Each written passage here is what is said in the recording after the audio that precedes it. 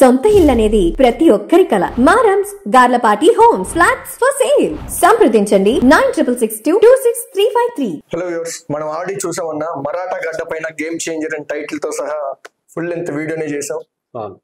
దానికి తగ్గట్టే రిజల్ట్స్ కూడా గేమ్ చేంజర్ లెక్కనే 100% స్ట్రైక్ రేట్. ఇక్కడే కాదు ఎక్కడైనా సరే జన సైనికులు అయితే కాల్ వేసుకొని మామూలుగా అంటే ఇక్కడ నుంచి లోకల్ కాదు నేషనల్. ఏదేదో పుష్ప వైరల్ అవుతుంది కదా, అవునన్నా లోకల్ అనుకుంటేవా ఇంటర్నేషనల్, ఇక్కడ లోకల్ కాదు ఇది నేషనల్.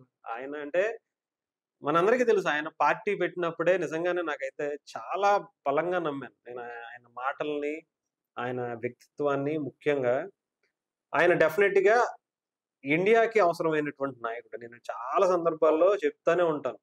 ఎందుకంటే ఆయనలో ఒక జాతీయ భావం కనిపిస్తుంది, ఒక దేశభక్తుడు కనిపిస్తాడు, రాష్ట్రం పట్ల ఆయనకు ఉన్నటువంటి ప్రేమ కనిపిస్తూ ఉంటది. సో డెఫినెట్ గా ఆయన భారతదేశానికి పర్ఫెక్ట్ నాయకుడు. ఒకప్పుడు ఛత్రపతి శివాజీ ఎలా అయితే భారతదేశాన్ని, లేకపోతే రాముడు ఎలా పరిపాలించాడో సుభిక్షంగా అన్ని వర్గాలను ఆమోదయోగ్యంగా చాలా జనరంజకంగా పరిపాలించారో అలాంటి లక్షణాలు ఈ రోజు పవన్ కళ్యాణ్ గారిలో ఉన్నాయి. అందులో ఎటువంటి సందేహం లేదు. డెఫినెట్ గా ఆయనని రాష్ట్ర స్థాయిలో ఆపడం అనేది డెఫినెట్ గా ఇక్కడ ప్రజలకు ఆయన అవసరం. ఎందుకంటే ఇప్పుడు ఆంధ్రప్రదేశ్ ఉన్న పరిస్థితికి పవన్ కళ్యాణ్ గారు లాంటి నిజమైన నిజాయితీ గల నాయకుడు ఉండాలి. కాకపోతే ఇక్కడ కన్నా ఆయన దేశానికి కూడా అంతే అవసరం. రాష్ట్రానికి ఆయన ఎప్పుడు మర్చిపోడు, రాష్ట్రాన్ని ఎప్పుడు ఆయన వదలడు. రాష్ట్రానికి ఇంకా చెప్పాలంటే ప్రపంచ స్థాయిలో ఆయన ఏం చెయ్యాలో అవన్నీ కూడా ఆయన ఇప్పటికే చేస్తున్నారు. ఆయన డిప్యూటీ సీఎం గానే ఒక చరిత్ర సృష్టిస్తుంటే ఇంకా ఉన్నతమైన స్థానాలకు వెళ్తున్నారు. అందరూ సీఎం అంటుంటే ఇప్పుడు పిఎం స్థాయికి వెళ్ళిపోయాడు. ఇప్పుడు రేపు నుంచి పిఎం అంటారేమో. మరి మనం క్యాంపెయిన్ అప్పుడే చూసాం వాళ్ళు ఎలా సెలబ్రేట్ చేసుకున్నారో, ఎలా గ్రాండ్ గా వెల్కమ్ చెప్పారో. ఇప్పుడు పైగా దగ్గరలో ప్రమాణ స్వీకారం కూడా ఉంది. సార్ అయితే ఢిల్లీకి వెళ్ళబోతున్నారు, నైట్ అయితే ఢిల్లీలో కూడా ఆల్రెడీ ఆర్ఎస్ఎస్ చీఫ్ ను కూడా నిన్న రాత్రి హైదరాబాద్ లో కలిసినట్టుగా వార్తలు వస్తున్నాయి. దాదాపు గంట 2 గంటలకు పైగా వీళ్ళిద్దరి మధ్య చర్చ జరిగాయట. అంటే ఎవరికి తెలియకుండా వీళ్ళిద్దరు మాట్లాడుకున్నారు అన్నారు, కానీ కొన్ని సమాచార వర్గాలు అయితే బయటికి చెప్పినటువంటి పరిస్థితి. నిన్న ఆర్ఎస్ఎస్ మోహన్ భగవత్ గారు నిన్న హైదరాబాద్ లో ఒక కార్యక్రమానికి హాజరయ్యారు. తర్వాత పవన్ కళ్యాణ్ గారితోనే చాలా సుదీర్ఘంగా భేటీ అయ్యారు. నిజంగా అంటే బీజేపీ ఈసారి గతంలో అయినా సరే గెలవడంలో చాలా కీలక పాత్ర ఆర్ఎస్ఎస్ దే ఉంటది. దాని నుంచి వచ్చిన వాళ్ళే, దాని నుంచి నేర్చుకున్న వాళ్ళే బీజేపీ వాళ్ళందరూ కూడా. సో పవన్ కళ్యాణ్ గారు కూడా మొన్న కూడా మహారాష్ట్ర ఎన్నికల్లో చెప్పారు, బీజేపీకి శివసేన ఎలాగో బాల్ ఠాకరే గారు బలంగా బీజేపీకి, హిందుత్వానికి బలంగా వెన్నుదన్నుగా నిలిచారో అదే స్థాయిలో ఈసారి జనసేన కూడా ఉంటది. శివసేనతో పాటు జనసేన కూడా బీజేపీకి వెన్నుదన్నుగా ఉంటదని ఆయన అక్కడికి వెళ్ళి ప్రచారం చేస్తే చాలా మంది మనం చూసాం. గతంలో ఈయనేంది సర్పంచ్ కాదు ఇంకొకటి కాదు అన్న స్థాయి నుంచి 2 చోట్ల ఓడిపోయిన ఆయన స్థాయి ఏంటి ఇప్పుడు చూసారుగా. ఎవడైనా మాట్లాడగలుగుతాడా? మాట్లాడడానికి సాహసం చేయగలుగుతారా? ఇది పవన్ కళ్యాణ్ గారి స్థాయి. ఆయన స్థాయిని అందుకోవాలన్నా కాదు, అందుకోవడానికి ట్రై చేయాలన్నా కూడా ఈ జగన్మోహన్ రెడ్డి ఇంకా చిన్న పిల్లపిత్తర బ్యాచ్ ఉంటారు కదా, వీళ్ళ వల్ల కాదు కదా, వీళ్ళ తరం కాదు. వీళ్ళు ఇంకొక 10 జన్మలు ఎత్తినా కూడా పవన్ కళ్యాణ్ గారి నిజాయితీలో 1%, 0.1% కూడా వీళ్ళకి రాలేదు కూడా. అది పవన్ కళ్యాణ్ గారి నిజాయితీకి, నిబద్ధతకు ఉన్నటువంటి సత్తా. దీన్ని డెఫినెట్ గా దేశం కావాలని ఆహ్వానిస్తుంది. ఆయన్ని మరొక ఛత్రపతి శివాజీ మహారాజులా ఆయన్ని చూస్తుంది. మొన్న మహారాష్ట్ర ఎన్నికల్లో చూసాం కదా, ఆయన ప్రచారం చేసిన ప్రతి చోట ఇప్పటి వరకు బీజేపీ ఒక్కసారి కూడా గెలవనటువంటి సీట్ ని ఈసారి పవన్ కళ్యాణ్ గారి వల్ల అక్కడ గెలిచేలా చేశారంటే పవన్ కళ్యాణ్ గారి స్థాయి అంటే ఈసారి బీజేపీ పెద్దలకి, ఎన్డీఏ కూటమి పెద్దలే తెలుస్తుంది. అందుకే ఈ రోజు ఢిల్లీ పిలిపించారు ఆయన. ఎందుకంటే ఆయన సాధారణ వ్యక్తే. ఒక 20 ఎమ్మెల్యేలకి, ఒక 2 ఎంపీలకి నాయకుడు, ఒక జనసేన పార్టీకి అధినేతగా ఆంధ్రప్రదేశ్ డిప్యూటీ సీఎం గా ఉన్నారు. ఆయనకి ఎందుకు ఇవ్వాల్సినంత అవసరం ఉంటది? అది ఆయన స్థాయి. Game changer. ఎంతో మంది మహామహులను చూసినటువంటి ప్రధానమంత్రి మోదీ గారు ఎవరిని ఎప్పుడు ఒక పొగడ్తా చూడల, కానీ అంతమంది ఎన్డీఏ నాయకులు ఆయన పక్కన అలా కూర్చుని ఉంటే ఏ పవన్ ఎందుకని ఉంటారు? ఆయన స్థాయి ఏంటో తెలుసు ఆయనకి, ఆయన నిజాయితీ ఏంటో తెలుసు. ఆ నిజాయితీకి ఉన్నటువంటి పొగరేంటో తెలుసు. అందుకని ఆయన మాటలకి ఒక తెక్కుంది, దానికి ఒక లెక్క ఉంది అనే దానికి పవన్ కళ్యాణ్ గారు మొన్న చాలా మంది 10 సంవత్సరాల పాటు చంద్రబాబు గారి సీఎం అని అంటే చాలా మంది ఏంటా అనుకున్నారు. ఆయన స్థాయి ఇది కాదు, ఇంకొకటి ఉంది. ఆయన ఆలోచన ఇక్కడ కాదు, ఇంకొకటి ఉంది స్థాయి. డెఫినెట్ గా ఆయన ప్రమాణ స్వీకారానికి కూడా పవన్ కళ్యాణ్ గారు హాజరైతే ఇంకెలా ఉంటది అంటారు? సంబరాలు అమ్మరాలు నార్మల్ గా ఉండదు. ఇప్పుడున్న నిజంగా చాలా మంది ఎమ్మెల్యేలు కూడా అక్కడ గెలిచినటువంటి ఎమ్మెల్యేలు పవన్ కళ్యాణ్ గారిని నిజంగా ఆయన వచ్చి ఇక్కడ ప్రచారం చేయటం వల్లే మేము గెలిచాము, ఆయన లేకపోయి ఉంటుంటే ఈ విజయం మాకు, ఇంత ఘన విజయం మాకు వచ్చేది కాదు.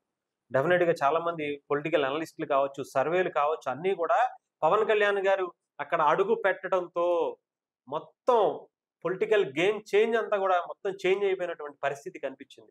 ముఖ్యంగా ఒక 20 నుంచి 30 స్థానాల నియోజకవర్గాల్లో బీజేపీకి చాలా బలంగా అక్కడ గెలవడానికి పవన్ కళ్యాణ్ గారి మార్క్. కొంతమంది ఏంటంటే ఒక 10 నియోజకవర్గాల్లో తెలుగు ప్రజలు ఉన్నారు, తెలుగు సంబంధిత ప్రాంతాలు ఉన్నాయి, అక్కడ మాత్రమే పోటీ చేస్తే బాగుండదు అనుకున్నారు. కానీ పూణే కావచ్చు, అట షోలాపూర్ కావచ్చు, ఇలా అనేక ప్రాంతాల్లో మరాఠీలోనే ఆయన మాట్లాడి మరాఠీ ప్రజల మనసుని దోచుకున్న వ్యక్తి ఆయన. ఇకపోతే ఇవి చూసారు అసలు ఇది అక్కడ ఉన్నటువంటి నాయకులు వాళ్ళందరూ మాట్లాడేటువంటి మాటలు. పవన్ కళ్యాణ్ గారు వచ్చిన రోజే మా గెలుపు ఖరారు అయిపోయింది అని చెప్పి వాళ్ళ సంబరాలు చేసుకుంటున్నారు. ఇకపోతే ఎక్కడ సోషల్ మీడియా అంతటా కూడా పెరియార్ వస్తున్నాం, నెక్స్ట్ కొట్టేది తమిళనాడే. ఎవడైతే అక్కడ డిప్యూటీ సీఎం సనాతన ధర్మం గురించి కించపరుస్తూ మాట్లాడాడో ఆయనకి వార్నింగ్ ఇచ్చాడు మొన్న వారాహి సభ వేదికగా. ఈసారి అదే స్థాయిలో నెక్స్ట్ నువ్వే కాసు పెట్టుకో. మామూలుగా ఉండదు. ఈసారి తమిళనాడు ఎలక్షన్స్ లో పవన్ కళ్యాణ్ అంటే ఏంటో ఈసారి చూపిస్తాడు. పవన్ కళ్యాణ్ గారు ఇప్పటికే ఆయన తమిళ భాష మాట్లాడుతున్నాడు, అటు మరాఠీ మాట్లాడుతున్నాడు, హిందీ మాట్లాడుతున్నాడు, అటు కన్నడ మాట్లాడుతున్నాడు, తెలుగు మాట్లాడుతున్నారు. ఆయన నిజంగా ఒక మల్టిపుల్, ఒకప్పుడు పివి నరసింహరావు గారు అలా మాట్లాడేవాళ్ళట, మల్టిపుల్ లాంగ్వేజెస్ లో ఆయనకు పట్టు ఉండేదట. కానీ ఈసారి ఆయన చూస్తే మనకి అంతకు మించి అన్న స్థాయిలో ఆయన రాజకీయంగా అనిపిస్తుంది. సో ఏదేమైనా సరే పవన్ కళ్యాణ్ గారు ఈసారి మామూలుగా ఉండదు. ఇది ఒకటి వైరల్ అవుతుంది. ఇది ఆ రోజు పవన్ కళ్యాణ్ గారు ఎందుకు అన్నారో నాకైతే తెలియదు, కానీ వన్ డే నేను మళ్ళీ అమెరికాకు వచ్చే టయానికి గుర్తు పెట్టుకోండి, ఈ రోజు నేను నథింగ్ కావచ్చు, నేను ఒక సినిమా హీరోగా వెళ్ళుండొచ్చు, ఒక రాజకీయ పార్టీకి నాయకుడిగా జస్ట్ అధినేతగా వెళ్ళుండొచ్చు, బట్ నేను ఒక్కసారి మళ్ళీ తిరిగి వస్తాను అని చెప్పి మాట్లాడినటువంటి మాట ఒకసారి విన్నాం. One day I'll come back to US, but not like this. The most powerful position will come back to US. అది అంటే ఒక పవర్ఫుల్ పొజిషన్ లో నేను మళ్ళీ కమ్ బ్యాక్ వస్తాను అని చెప్పి దాదాపు 2-3 ఏళ్ళు అవుతుంది చెప్పాడంటే చేస్తాడు. ఆయన ఆలోచన ఇప్పుడు కాదు, ఎప్పుడో మొదలు పెట్టాడు ఆయన. దాదాపు 15 ఏళ్ళు 20 ఏళ్ల క్రితమే ప్రజారాజ్యానికి ముందే ఆయన డిసైడ్ అయిపోయాడు. భారతదేశానికి నా సర్వస్వం నేను ఇవ్వడానికి రెడీగా ఉన్నాను, ఇక్కడ ఉన్నటువంటి ప్రజలకి నేను నా ప్రాణం పెట్టి నేను వాళ్ళని గెలిపించుకోవడానికి ప్రయత్నిస్తాను. ఆయన గెలవడం కాదు, ప్రజల్ని గెలిపించుకోవడం అనేది ముఖ్యం పవన్ కళ్యాణ్ గారికి. అందుకోసం ఆయన 10 సార్లు తగ్గినా, ఎంతమంది నువ్వు తగ్గిపోయావు, నీ స్థాయి ఇంతేనా అని అన్న, ఇష్టం వచ్చినట్టు ఆయన ఫ్యామిలీని తిట్టినా ఎక్కడా ఆయన కుంగిపోలా, ఇబ్బంది పడలా, బాధపడలా. వస్తది టైం, వచ్చినప్పుడు కొడతా అని చెప్పి తొక్కుతాను అని చెప్పి అదాపాతాళానికి తొక్కితే ఈ రోజు కనీసం అసెంబ్లీలో అడుగు పెట్టడానికి కూడా భయపడిపోయేటటువంటి పరిస్థితి. సైకోలు 50,000 మంది సైకోలు ఎక్కడికక్కడ పరారంతే. ఒకడికొకడైతే రాజకీయాల నుంచి నేను తప్పుకుంటున్నారా బాబు, నీకు నమస్కారం నాయన అని చెప్పి ఒకడు వెళ్ళిపోయాడు హైదరాబాద్ లో డైరెక్టర్. ఇంకొక డైరెక్టర్ ఏమో ఇప్పుడు పోలీసు వాళ్ళు అరెస్ట్ చేయడానికి రెడీగా కూర్చున్నారు ఇంటి ముందు. ఆడు బయటికి రావట్లే, ఆడు గోడ దూకు పారిపోతాడేమో. డాన్లు నాకు డాన్ తెలుసు, ఈ డాన్ తెలుసు అని చెప్పినటువంటి రామ్ గోపాల్ వర్మ కూడా ఇంట్లోంచి బయటికి రావడానికి ఉచ్చబోసుకుంటున్నాడు. అది ఆయన స్థాయి. ఈసారి ఏదేమైనా కానీ పవన్ కళ్యాణ్ గారిని ఒక రేంజ్ లో చూడబోతున్నాం అంట, దాంట్లో ఎటువంటి సందేహం లేదు. ఇక మరాఠీలో మనం ఆయనకు వచ్చేటువంటి అప్లాజ్ అంతా ఇంత కాదు కర్ణాటకలో. సో ఏదేమైనా సరే ఈసారి పవన్ కళ్యాణ్ గారికి ఈ ఎడిట్ చాలా బాగా ఉంది అసలు. నాకైతే సోషల్ మీడియాలో వస్తున్నటువంటి ఈ ఇంత ఎప్పుడు ఉంటది, అవునా, ఎప్పుడు ఫాలోయింగ్ ఎప్పుడు ఉంటది. బట్ పక్క స్టేట్ నుంచి ఎక్స్పెక్ట్ చేయలేదు కదా. ఒకప్పుడు నిజంగా చెప్తున్నాగా, స్వాతంత్రానికి ముందు మనకి స్వాతంత్రం వచ్చేటప్పుడు సుభాష్ చంద్రబోస్ గారికి ఆ టైప్ ఆఫ్ మేనేజం చూసాం. అంతగా ఆ తర్వాత మనం కొంత భగత్ సింగ్ గారికి చూసాం. ఆ తర్వాత చాలా తక్కువ మందిలో చూసిన అల్లూరి సీతారామరాజు గారికి కానీ, అంటే ఒక కల్ట్ ఫాలోయింగ్ ఇది. అంటే ఇతనికి వ్యక్తిగతంగా ఎదగాలన్న ఆలోచన వీళ్ళకు ఉండవు. దేశం దేశం, ప్రజలు ప్రజలు ప్రజలు, నా దేశం, నా ప్రజలు, నా మతం, నా హిందుత్వంతో పాటు నా సనాతనం నేర్పినటువంటి విలువలతో మిగతా అందరినీ కూడా హక్కున చేర్చుకోవాలి. దీంట్లో ఎవడు వేలు పెట్టినా సరే వాడి వేలుతోనే కంట్లో పొడిపించడం కాదు, గుచ్చి పడేసేటటువంటి మెంటాలిటీ ఉన్నటువంటి నాయకులు వీళ్ళ భావజాలం మనలో చాలా మందికి ఇంకిపోయి ఉంటది. సుభాష్ చంద్రబోస్ గారిది కావచ్చు, మన భగత్ సింగ్ గారిది కావచ్చు, అల్లూరి సీతారామరాజు గారిది కావచ్చు. ఇలాంటి వాళ్ళు, అటు తెలంగాణలో కొమరం భీమ్ కావచ్చు, ఇలాంటి వ్యక్తులు చాలా కల్ట్ ఫాలోయింగ్. వాళ్ళ లోపల ఏం పెట్టుకోరు, వాళ్ళకి కావాల్సింది దేశం అంతే. వ్యక్తిగతంగా నాకు ఈ పదవి కావాలి. ఇంకా చాలా మంది నాయకులు ఉన్నారు ఇప్పుడు పెట్టినటువంటి 100 సంవత్సరాలకు పైబడినటువంటి పార్టీలు అన్ని కూడా అలా వచ్చినాయి. మేము స్వాతంత్ర సమరయోధులం అని చెప్పుకుంటూ వచ్చినటువంటి పార్టీలు రాజకీయ పదవులు అనుభవిస్తూ దాన్ని పబ్బం గడుపుకుంటూ వాళ్ళకి తరతరాలు తాతలు ముత్తాతలు కొడుకులు పిల్లలు మనవాళ్ళు అందరూ కూడా పదవుల కోసం వస్తూనే ఉన్నారు, ఇంకా వస్తూనే ఉంటారు. మన కర్మలాగా వస్తుంది ఆ పార్టీ. కానీ మళ్ళీ పుట్టాడు, మళ్ళీ వచ్చాడు మరొక సుభాష్ చంద్రబోస్, మరొక భగత్ సింగ్, మరొక అల్లూరి సీతారామరాజు, మరొక కొమరం భీమ్ లాంటి వ్యక్తులు మళ్ళీ భారతదేశంలో అడుగు పెట్టిన క్షణం 2014 అయితే 2024 ఆయన బయటకు వచ్చి ప్రపంచానికి పరిచయం అయినటువంటి వ్యక్తి, ఒక నిజాయితీ గల వ్యక్తి. అప్పట్లో ఎలాగైతే దేశ ప్రజలకు ఒక మార్గదర్శకంగా కనిపించాడో సుభాష్ చంద్రబోస్ కావచ్చు, భగత్ సింగ్ కావచ్చు, ఇప్పుడు మరొక భగత్ సింగ్ లాగా, మరొక అల్లూరి సీతారామరాజు లాగా, ఒక సుభాష్ చంద్రబోస్ లాగా, ఒక మన ఎవరు ఛత్రపతి శివాజీ లాగా కనిపిస్తున్నటువంటి పరిస్థితి పవన్ కళ్యాణ్ గారు. ఆదర్శ భావాలు మొత్తం సార్లోనే కనపడుతుంది. డెఫినెట్ గా. సో ఒక అద్భుతమైనటువంటి నాయకుడిని భారతదేశం చూడబోతుంది, రాసి పెట్టుకోవచ్చు. ఆయన మార్క్ మై వర్డ్స్ అన్నాడు కదా, ఒక కంబ్యాక్ మామూలుగా ఉండదు. ఈసారి ప్రతి ఎలక్షన్స్ కి పవన్ కళ్యాణ్ గారి పేరు ఒక మారుమైపోతుంది. ఇక్కడ చాలా సున్నితమైనటువంటి విషయం ఏంటంటే, ఇంత ఫ్యాన్ ఫాలోయింగ్ మారిపోతుంది, పెరిగిపోతుంది.